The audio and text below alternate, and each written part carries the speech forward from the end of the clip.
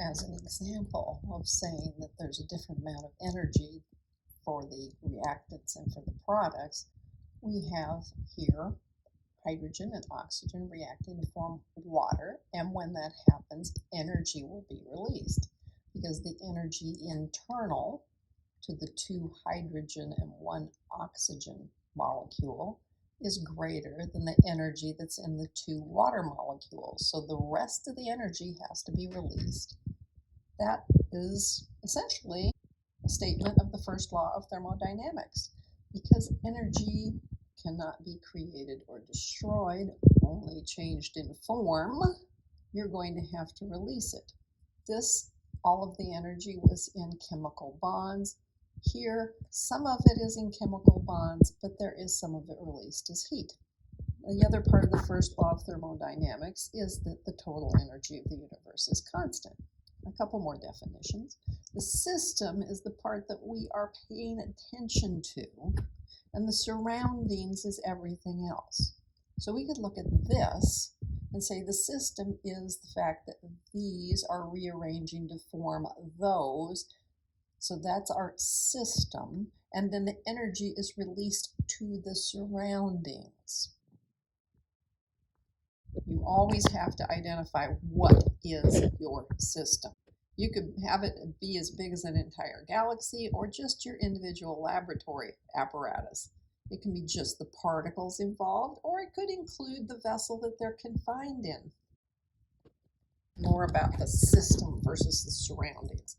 Jointly, the system and the surroundings make up the universe. Okay, now that universe can still be defined in a smaller than the actual entire universe.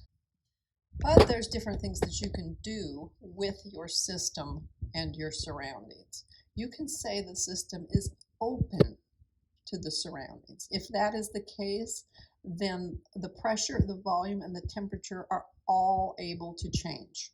If you close the system to the surroundings, it's just like I put a lid on it. Guess what? That's going to make V, the volume, constant. It won't say that P and T can't change, but it will say the volume is constant. Or you can isolate the system, and that will keep it from changing temperature. That's called isothermal. Since our universe is equal to the system and the surroundings, then the change in the energy of the universe, defined as 0, according to the first law of thermodynamics, implies that the change in energy of the system and the change in energy of the surroundings have to add to 0. In other words, when one goes up, the other has to go down. Whatever energy the system loses will be gained by the surroundings. If you have an open system, you can exchange both matter and energy with the surroundings. If you have a closed system, well, you've put a lid on it, so you can't exchange matter anymore. And if you have an isolated system, you're going to have no contact with the surroundings. So an isolated system, not only is the volume the same, the temperature is the same, it is not exchanging either matter or energy with the surroundings. Now, this closed system has a fixed amount of matter. Matter can't pass through it, but it does exchange energy. So it can change as far as the heat is going, one way or the other.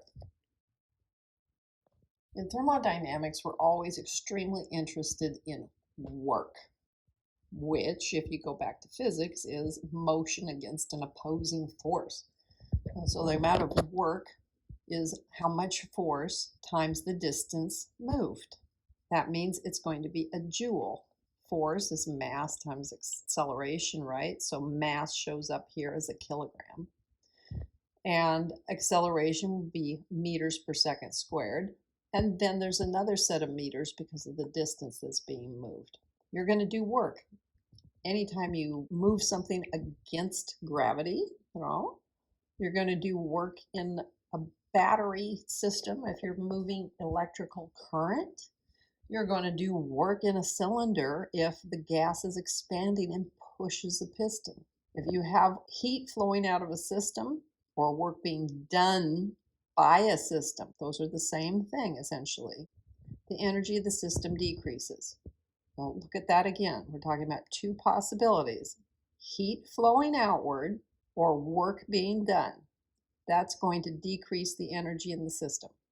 If the heat is going into the system or the work is done on the system, then the energy of the system will increase. That means what we're really doing is taking the point of view of the system. We're trying to figure out what's going on with it. Now, an exothermic process is when energy is flowing outwards into the surroundings. And an endothermic process is when the energy is flowing from the surroundings into the system.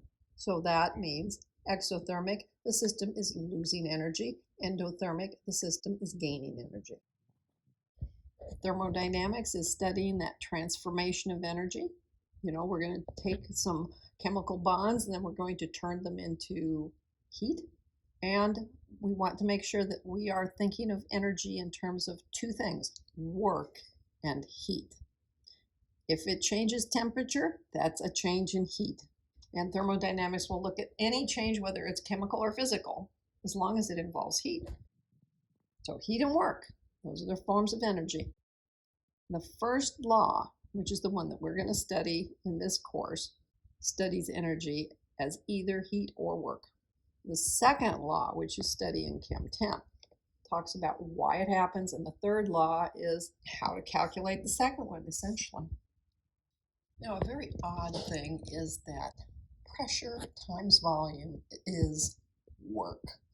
That takes a little bit of explaining. Let's look at the units so that we can understand what's going on. Pressure is defined as force divided by area. Fair enough, we've seen that before.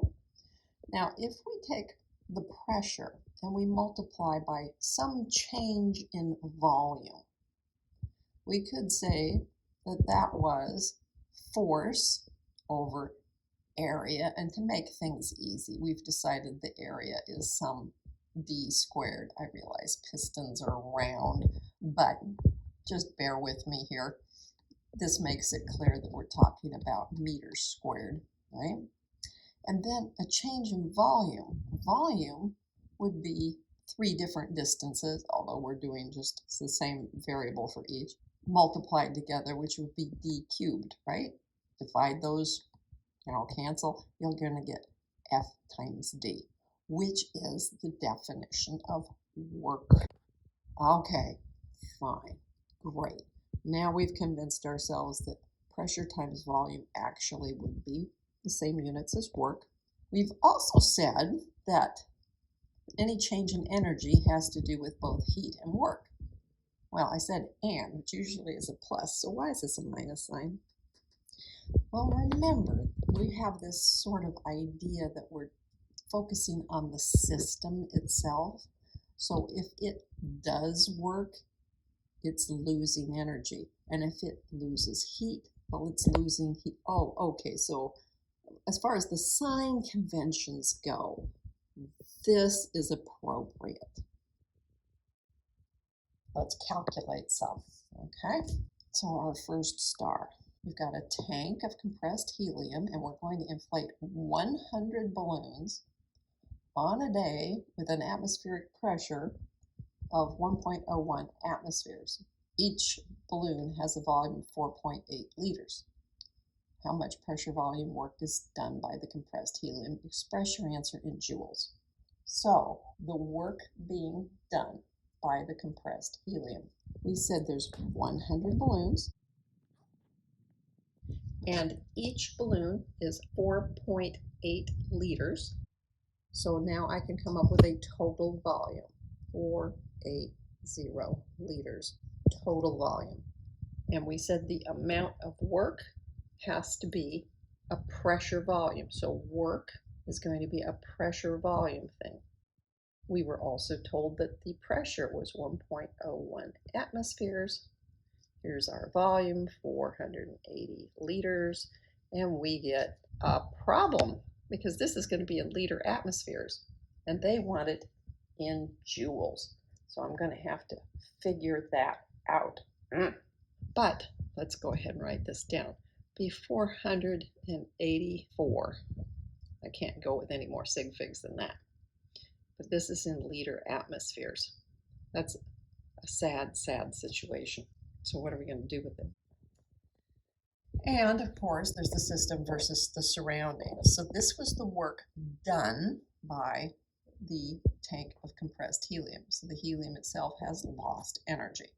All right, we've gone through this part. The amount of work we have, and we know that that is the energy that will be lost by the helium. And then here's the missing link, the conversion between joules and liter atmospheres, because we've gotten this number so far, but we have to multiply by one more thing. We have a conversion factor, and it is 101.325 joules for every 1 liter atmosphere.